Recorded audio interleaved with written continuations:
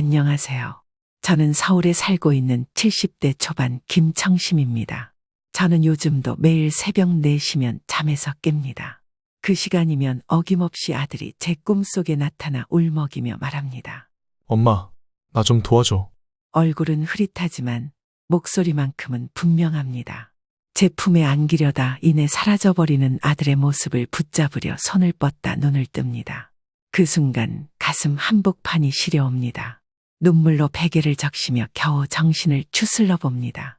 아들이 사라진 건 벌써 6달 전입니다. 저는 그날 아침 아들의 얼굴을 보지도 못했습니다.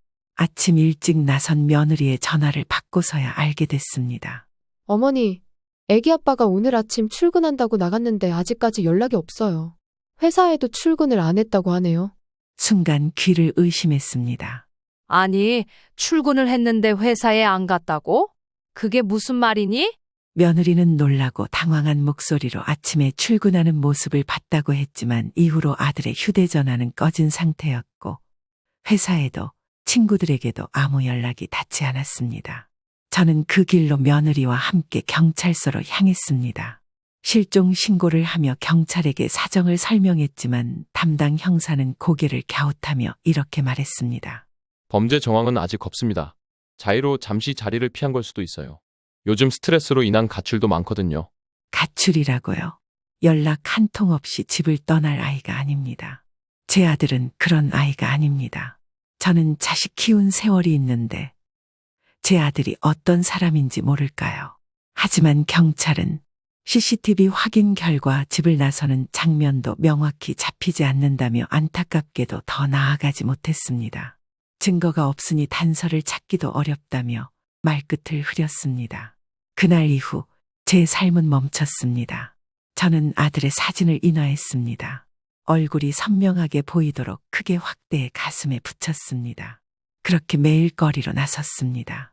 비가 오나 눈이 오나 낮이든 밤이든 아들이 일했던 회사 근처 다녔다는 지하철역 버스 정류장 앞을 돌며 지나가는 사람들에게 묻고 또 묻습니다. 이 사람 보신 적 있으세요?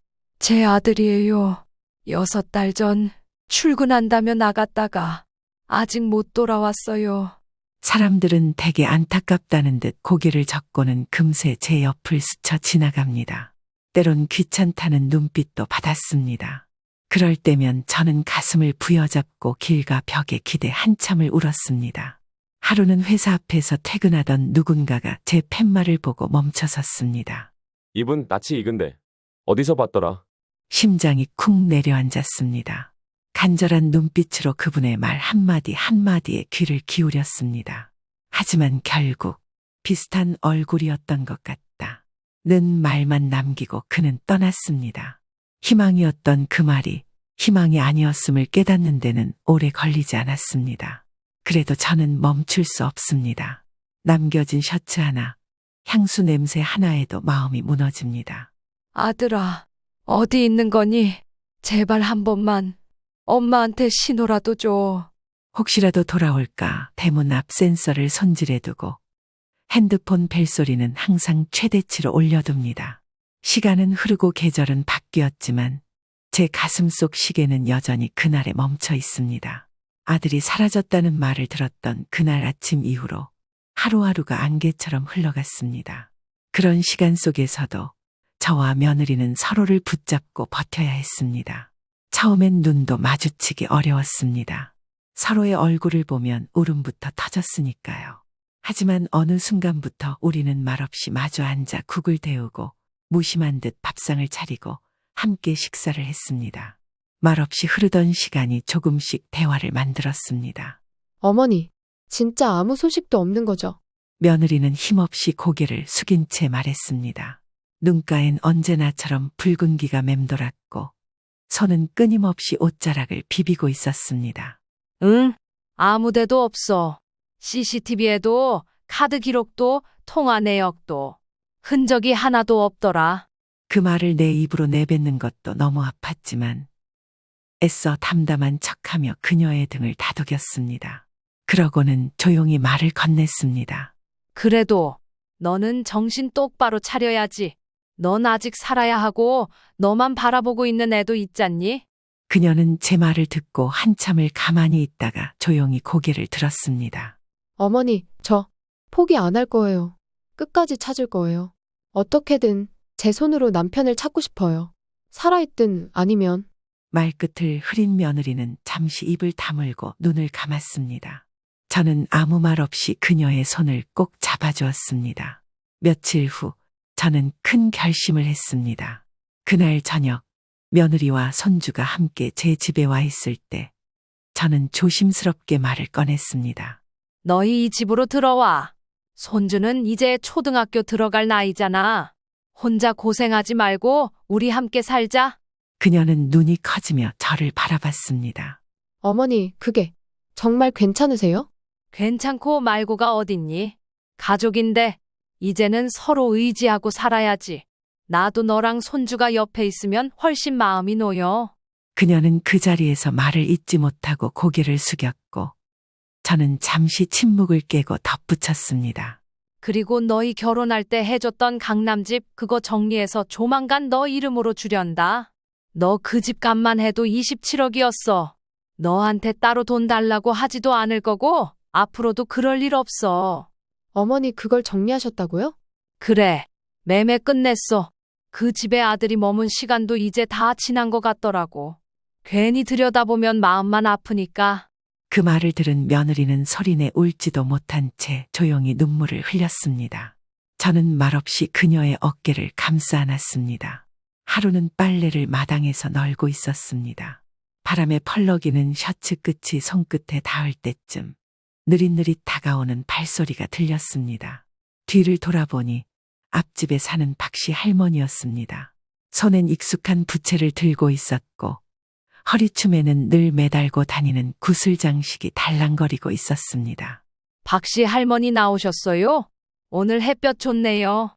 제가 먼저 인사하자 박씨 할머니는 어딘가 묘한 표정으로 저를 쳐다보며 대답했습니다.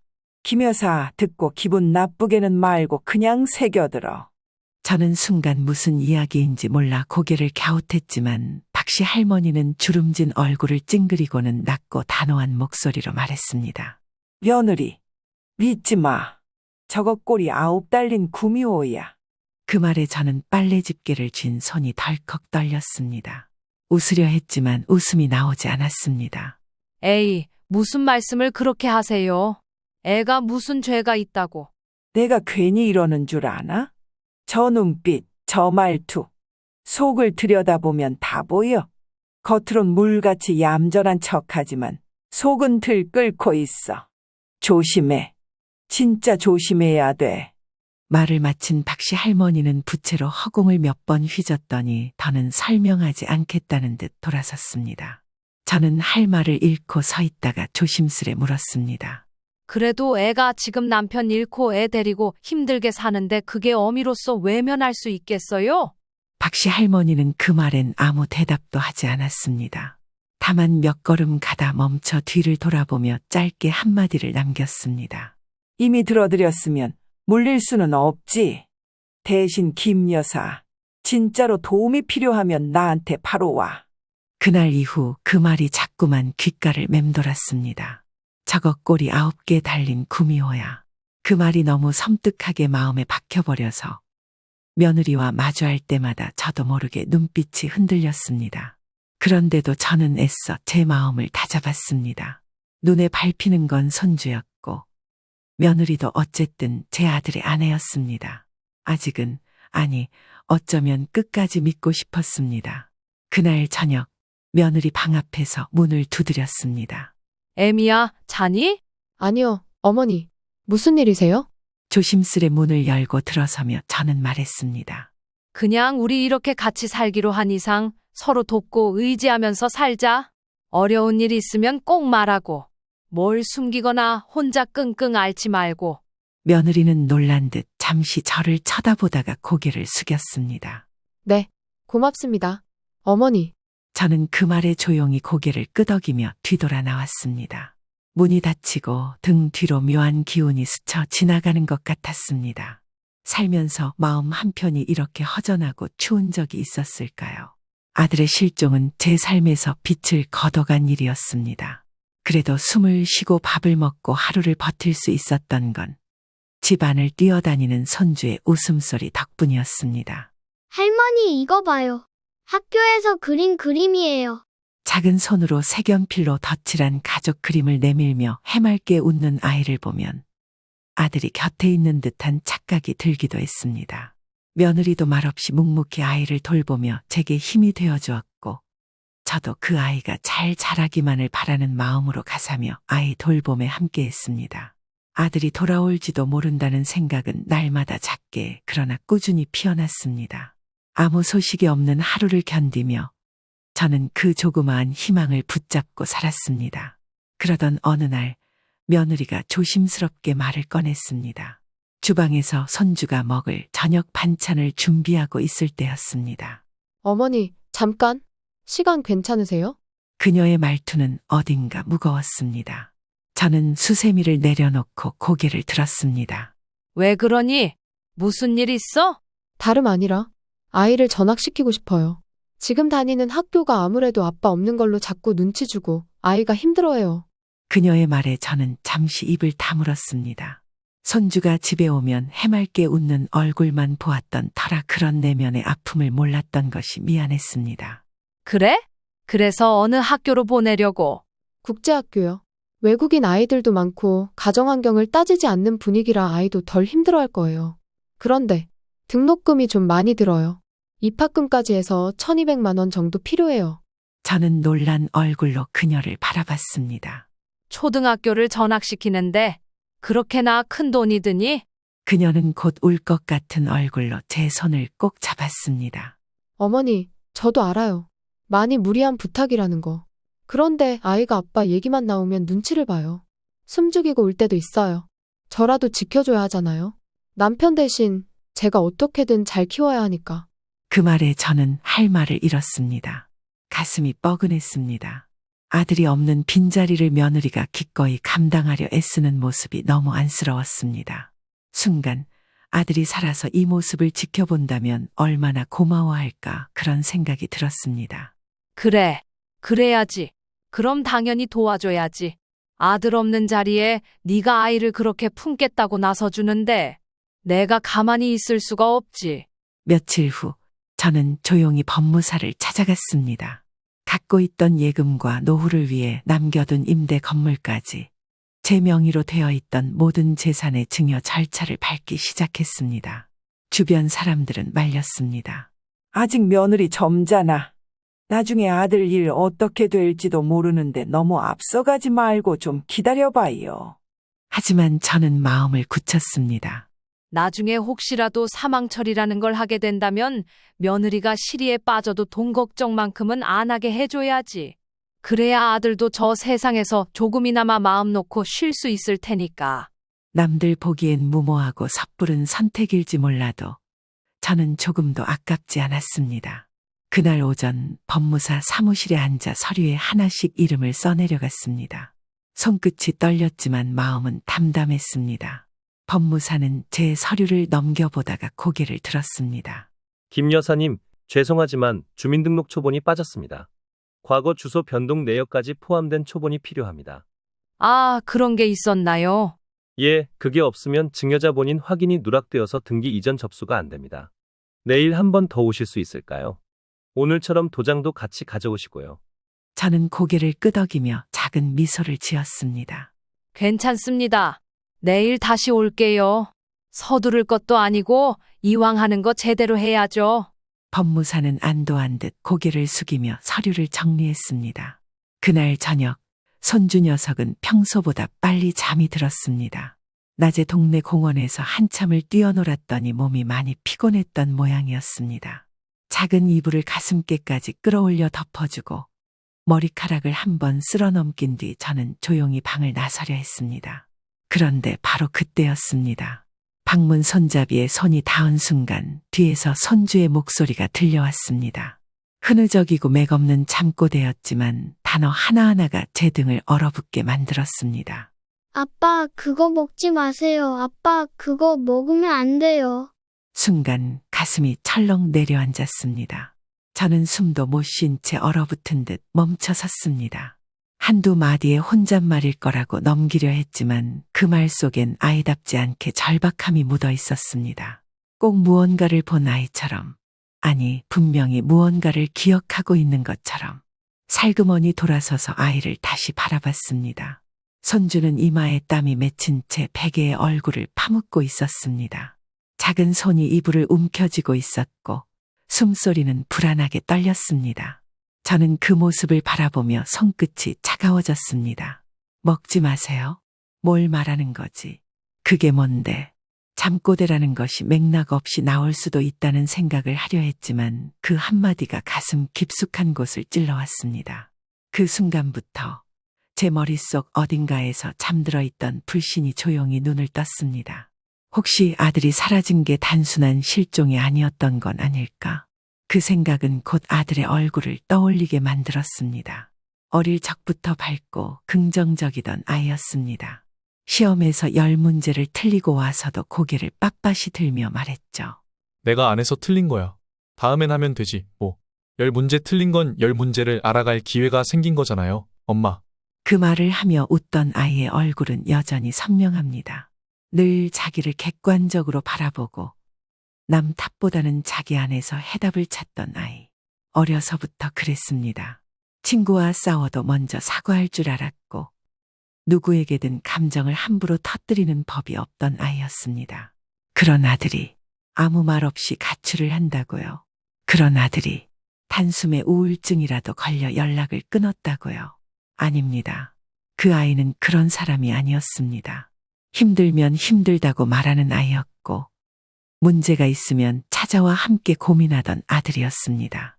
자식이 어떤 사람인지 그걸 어머니인 제가 누구보다 모를 리가 없지 않습니까?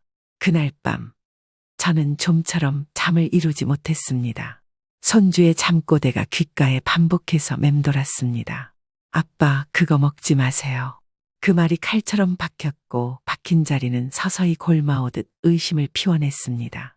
아니라고, 설마 그런 일이 있을 리 없다고 마음을 다잡으려 해도 며느리의 얼굴이 자꾸 떠올랐습니다. 너무도 차분하게 또박또박 이야기를 하는 그녀. 감정의 파동이 드러나지 않는 말투. 아이를 위한다고 하며 요구한 국제학교 입학 그때도 조금 이상하다 느꼈지만 그냥 넘겼습니다. 이제 와 떠오르는 말들도 있습니다. 어머니, 요즘 많이 힘드시죠? 저라도 어머니 곁에 있어야죠. 그 말들, 다정했지만 어딘가 틈이 있었던 문장들. 이제는 그 틈이 점점 넓어지고 있습니다. 주말 아침, 평소보다 이른 시각에 며느리가 외출 준비를 서두르고 있었습니다. 손에는 핸드백, 입술은 옅은 핑크빛 립스틱으로 정갈하게 칠해져 있었습니다. 어머니, 오늘은 약속이 좀 있어서요. 오후쯤에 들어올게요. 그래, 다녀와. 운전 조심하고. 저는 담담히 말했지만 마음 한켠은 묘하게 서늘했습니다. 몇 달 전만 해도 맨 얼굴로 눈물 흘리며 방 안에 웅크리고 있던 며느리가 언제부턴가 너무 깔끔하고 분주해졌다는 느낌이 들었습니다. 그녀가 나간 뒤 거실에 앉아있던 손주가 텔레비전을 보고 있었습니다. 저는 따뜻한 유자차 한 잔을 건네며 자연스럽게 아이 옆에 앉았습니다. 우리 민재, 요즘 할머니랑 같이 자니까 좋아? 응, 할머니랑 자면 무서운 꿈 안 꿔. 그 말에 웃음이 났지만 저는 조심스럽게 아이를 바라보며 질문을 던졌습니다. 있잖아, 민재야. 아빠가 집에 계셨을 때 말이야. 혹시 엄마가 아빠한테 뭐 챙겨주는 거 본 적이 있어? 약 같은 거나 음식 같은 거? 민재는 잠시 고개를 갸웃거리며 생각하더니 고개를 살짝 저었습니다. 응, 잘 기억 안 나요. 그냥 엄마가 항상 밥 해주고 가끔 뭐 건네줬던 것 같기도 하고. 근데 무슨 약인지 모르겠어요. 그 순간 제 심장이 철렁 내려앉았습니다. 아이가 무언가를 건넸다는 말을 한 것이 계속 마음에 걸렸습니다. 저는 더 이상 머뭇거릴 수 없었습니다.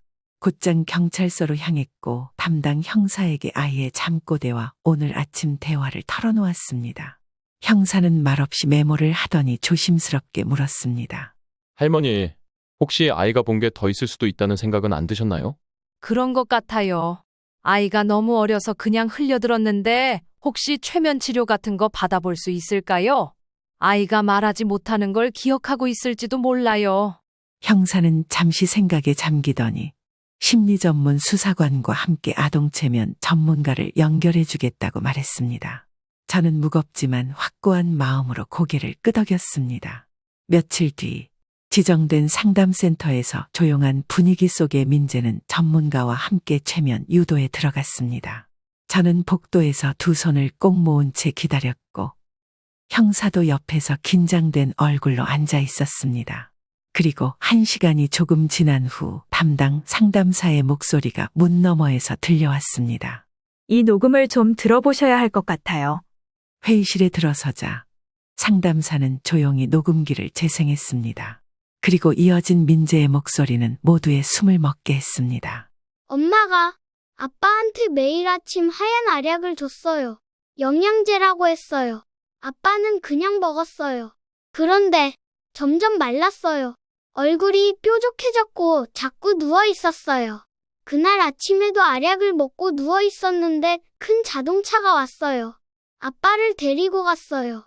엄마는 제가 본 걸 몰라요. 순간 회의실은 숨막히는 정적에 휩싸였습니다. 형사는 굳은 얼굴로 고개를 들며 말했습니다. 이건 단순 실종이 아닙니다. 제가 그 근방 CCTV는 다 확인했다고 생각했는데 혹시라도 사각지대가 있었는지 민재가 본 자동차가 찍혔는지 다시 확인해 보겠습니다. 그의 눈빛이 단단해졌고 저는 손끝이 떨렸습니다. 큰 자동차라니 민재가 정말 본 걸까요? 아이의 언어는 직접적인 진술과 다를 수 있지만 핵심적인 장면은 명확히 각인되어 있었던 것 같습니다. 특히 알약, 점점 말랐다, 차에 실었다는 묘사는 무시할 수 없습니다. 저는 그 자리에 주저앉고 말았습니다. 그거 먹지 마세요라는 잠꼬대, 매일 준 하얀 약, 점점 말라갔다는 아들, 그리고 차에 실려 나가는 장면. 그 모든 퍼즐이 맞춰지기 시작하는 순간이었습니다. 며칠이 지난 어느 날 담당 형사에게서 급히 연락이 왔습니다. 전화를 받자마자 그는 숨을 고를 틈도 없이 말했습니다. 김 여사님, 중요한 영상 하나가 확보됐습니다. 지금 경찰서로 와주실 수 있습니까? 가슴이 쿵 내려앉았습니다. 급히 겉옷을 챙겨 입고 경찰서로 향한 저는 회의실 안으로 안내받았습니다. 형사는 노트북 화면을 돌려 제 쪽으로 보여주며 말했습니다. 이 영상은 아들의 실종 당시 새벽에 야채즙을 배달하러 온 여사님의 차량 블랙박스에서 확보한 것입니다. 해당 차량은 매일 새벽 4시경 실종자 아파트 단지로 들어왔고 실종된 시각 실종자의 단지 앞에 정차되어 있던 기록이 있었습니다. 조명이 희미하게 비추는 그 시간대. 영상은 6개월 전 실종 당일 새벽으로 기록되어 있었습니다. 그리고 화면의 왼쪽에서 서서히 나타난 봉고차 한 대. 그 곁에 몸을 가누지 못하는 듯 축 늘어진 젊은 남자가 건장한 남성의 어깨에 엎여 나타났습니다. 그 남자의 얼굴은 어두운 그림자에 가려져 있었지만 어깨 너머의 얼굴 흐릿하게나마 분명히 보였습니다. 우리 아들. 제 입에서 비명이 터졌습니다. 화면 속 남자는 바로 제 아들이었습니다. 저와 함께 살던, 제 곁에서 사라졌던 그 아이. 영상 속에서 그는 힘없이 고개를 푹 숙이고 있었고 무표정한 남성 둘은 그를 봉고차 뒷문에 밀어넣듯 태운 뒤 문을 닫고 곧장 차를 몰고 사라졌습니다. 형사의 손끝이 빠르게 키보드를 두드렸습니다. 차량 번호 여기 찍혔습니다. 실종 당일 오전 4시 13분. 이후 이 차량의 이동 경로를 도로교통공단과 협조해 추적했습니다. 화면이 전환됐습니다. 차량 번호가 등록된 CCTV 교차로 영상이 줄지어 띄워졌고 붉은 선으로 차량이 이동한 경로가 지도에 표시됐습니다. 서울을 빠져나온 차량은 남쪽으로 향했고 경부고속도로를 타고 한참을 내려갔습니다. 종착지는 이름도 생소한 한 지방의 외곽 도로였습니다. 형사는 지도를 확대하며 말을 이었습니다. 이 지점 차량이 멈춘 시간은 오전 7시 08분. 주변에 특별한 건물도 없고 공시된 주소지조차 없습니다. 하지만 위성지도상으로 보면 건물이 하나 있습니다. 바로 이곳입니다. 지도가 전환되자 철문과 높은 담벼락으로 둘러싸인 한 건물이 화면에 떴습니다. 창문은 작은 환기창 정도였고 간판도 없이 외부에서는 아무것도 알 수 없게 되어 있었습니다. 정신병원입니다. 허가 등록이 되지 않은 미신고 기관으로 파악되고 있습니다. 주소지는 존재하지 않지만 해당 지역 보건소에서 간접적으로 관리를 받은 흔적이 있습니다. 등록되지 않은 환자들을 수용하는 이른바 불법 위탁 정신요양소입니다. 제 몸이 와르르 무너지는 것 같았습니다. 눈물이 뺨을 타고 흘렀고 말문이 막혀 입을 열 수조차 없었습니다. 거기에 우리 아들이 있다고요? 살아 있는 건가요? 형사는 조용히 고개를 끄덕였습니다. 가능성은 높습니다. 지금 저희가 해당 시설에 대한 압수수색 영장을 신청하고 있습니다. 사망 기록은 없었고 의료 폐기물 처리 내역에는 새롭게 입소된 성인 남성의 약품 투여 이력도 있었습니다. 그 말에 저는 숨이 막히는 듯 입을 틀어막고 고개를 숙였습니다. 하얀 알약, 살이 빠지던 아들, 그리고 봉고차. 그 모든 것이 하나로 이어지는 순간 가슴 깊은 곳에서 비명이 터져 나올 듯 했습니다. 그리고 저는 고개를 들고 다시 말했습니다. 그 병원 저도 같이 갑시다. 내 아들 내가 데리고 나와야 합니다. 형사의 눈빛이 잠시 흔들리다 이내 단단히 굳었습니다.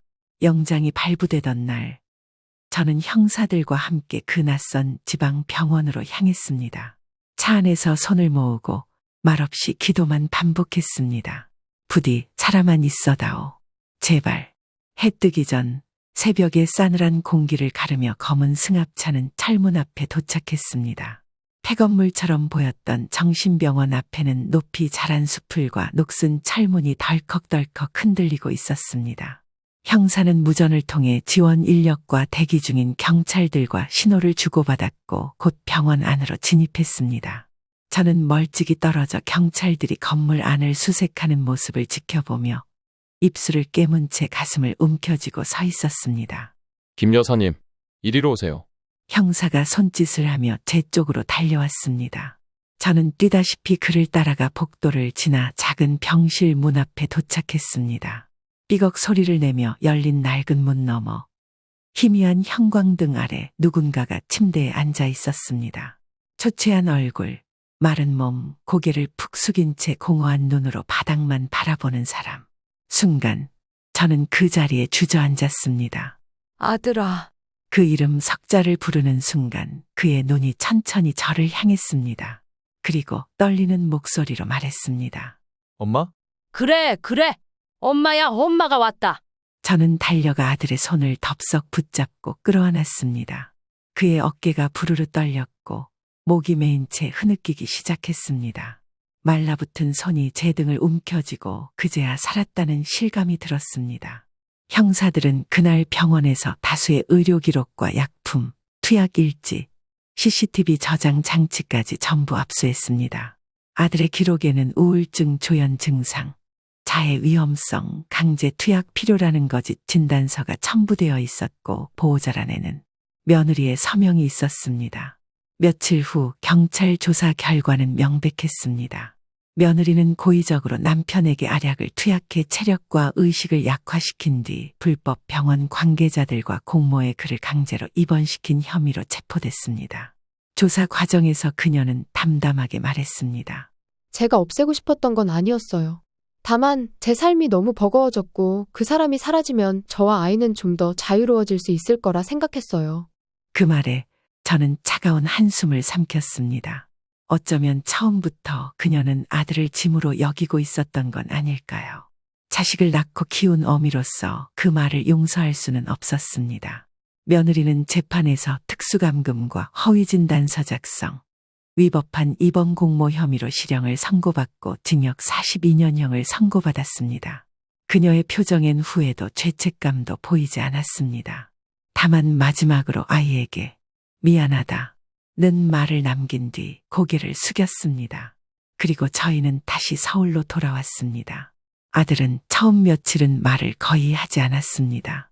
병원 냄새에 기겁하고 문이 닫히는 소리에도 몸을 떨었습니다. 그러나 손주의 손을 잡고 산책을 하면서 하루 한 끼 따뜻한 밥을 먹으며 조금씩 아주 천천히 예전의 얼굴로 돌아오기 시작했습니다. 따뜻한 봄 햇살이 거실 창문을 타고 들어와 바닥에 고요히 내려앉았습니다. 손주는 마당에서 공을 차며 까르르 웃고 있었고 아들은 창가에 앉아 조용히 책을 들여다보고 있었습니다. 몇 달 전만 해도 상상할 수 없던 풍경이었습니다. 이렇게 다시 함께 숨 쉬고 있다는 사실이 믿기지 않을 정도로 평화로운 오후였습니다. 나는 아들의 옆모습을 바라보다가 조용히 식탁으로 자리를 옮겨 앉았습니다. 따뜻한 찬물을 따라 놓고 한 모금 입에 머금었습니다. 차양은 고요한데 마음은 여전히 무언가를 꿰매듯 조용히 일렁였습니다.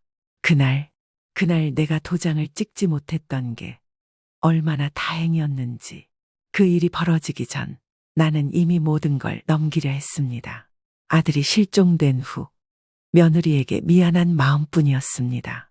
홀로 아이 키우는 모습이 애처로워 보여 가진 재산을 몽땅 넘기려 했습니다. 서울 강남의 집도, 임대 수입이 들어오던 건물도, 은행 계좌까지도 전부. 그날 아침 법무사 사무실에 앉아 하나하나 서류를 넘기던 기억이 또렷이 떠올랐습니다. 죄송합니다, 김 여사님. 초본이 빠져서 오늘은 도장만 받지 못하겠습니다. 내일 다시 오실 수 있을까요? 그때는 잠깐 불편했지만 별일 아니라고 여겼습니다. 내일 한 번 더 오면 되는 일이라고. 그런데 지금 생각해보면 그게 하늘이 내게 던진 작은 멈춤이었는지도 모릅니다. 만약 내가 그날 도장을 찍었더라면, 그 서류가 완벽하게 준비되었더라면, 모든 재산이 그녀의 손에 들어갔더라면, 그녀는 아들을 더 깊이 묻어버렸을지도 모릅니다. 찾을 수 없는 곳으로 다시는 돌아오지 못하게 했을지도. 나는 찻잔을 내려놓고 두 손으로 얼굴을 감쌌습니다. 나는 정말 끝까지 아들을 잃을 뻔했구나. 어리석었고 어머니로서 미안했고 사람을 믿는다는 게 얼마나 위험할 수 있는지를 뼈저리게 배웠습니다. 그런데도 한편으론 그렇게 하지 않아서, 도장을 찍지 않아서 지금 이렇게 아들을 곁에 둘 수 있어서 얼마나 다행인지 모릅니다. 거실에서 책을 덮는 소리가 났습니다. 아들이 천천히 다가와 찻잔을 집어들었습니다. 그리고 내 옆에 조용히 앉았습니다. 아무 말도 하지 않았지만 따뜻한 체온이 곁에 있다는 사실만으로 가슴이 미어졌습니다. 아들의 손등 위에 살며시 손을 올렸습니다. 그 아이가 다시 내 곁에 있다는 것. 그 사실 하나만으로 오늘은 참 고마운 날이었습니다.